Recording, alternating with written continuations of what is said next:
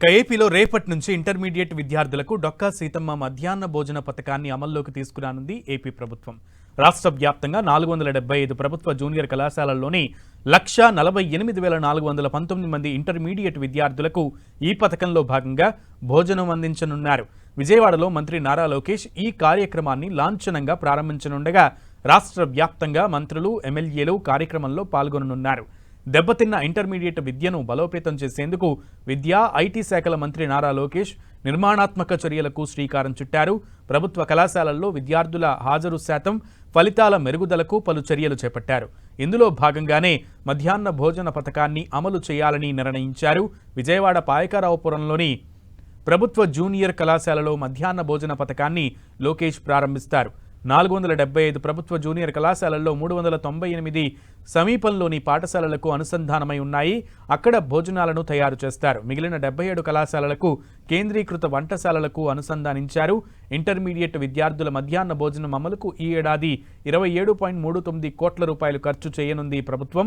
వచ్చే విద్యా సంవత్సరంలో 85.84 కోట్లు ఖర్చు చేయనున్నారు.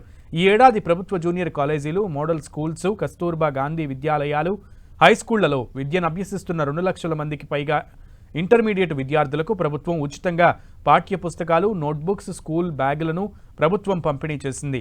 బోధనా విధానాన్ని మెరుగుపరిచేందుకు జిల్లా, రీజనల్ స్థాయిలో అకాడమిక్ గైడెన్స్ అండ్ మానిటరింగ్ సెల్లను ఏర్పాటు చేశారు. చిత్తూరు జిల్లాలోని 25, గుంటూరు జిల్లాలోని 4 ప్రభుత్వ జూనియర్ కళాశాలల్లో ఐఐటి మద్రాసు సహకారంతో విద్యాశక్తి పైలట్ ప్రాజెక్టును అమలు చేస్తోంది ప్రభుత్వం.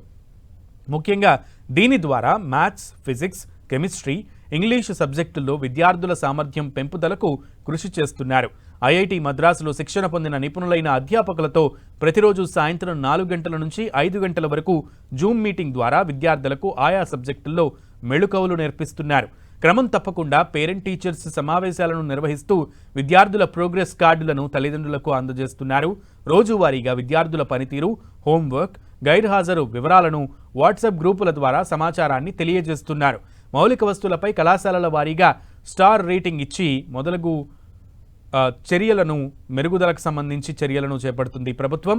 సైన్స్ సబ్జెక్టులకు ఎన్సీఈఆర్టీ అలాగే పోటీ పరీక్షల సిలబస్తో సర్దుబాటు చేస్తూ ఇంటర్ సెకండ్ ఇయర్ సిలబస్ కూడా తగ్గించేలా నూతన పాఠ్యాంశాలు రూపొందిస్తున్నారు. వచ్చే విద్యా సంవత్సరం నుంచి ఎంసెట్, నీట్ పరీక్షల మెటీరియల్ అలాగే ప్రాక్టికల్ రికార్డులు, పుస్తకాలు ఇంటర్మీడియట్ విద్యార్థులకు స్టూడెంట్ కిట్లను అందజేస్తారు. వొకేషనల్ విద్యార్థులకు డ్యూయల్ సర్టిఫికేషన్ ప్రోగ్రామ్ అమలుకు చర్యలు చేపట్టారు. National council for vocational education and training సహకారంతో ప్రణాళికాబద్ధంగా చర్యలు చేపట్టారు. ఇంటర్మీడియట్ విద్యలో నాణ్యత పెంపుదలకు గత 6 నెలలుగా మంత్రి లోకేష్ చేపట్టినటువంటి నిర్మాణాత్మక చర్యలు సత్ఫలితాలను ఇస్తున్నాయి. వచ్చే విద్యా సంవత్సరం నుంచి పూర్తిస్థాయి సంస్కరణల అమలుతో ప్రభుత్వ జూనియర్ కళాశాలల్లో విద్యను అభ్యసించే పేద విద్యార్థులకు నాణ్యమైన విద్య అందుబాటులోకి తీసుకొచ్చేందుకు ప్రభుత్వం ప్రయత్నాలు చేస్తోంది.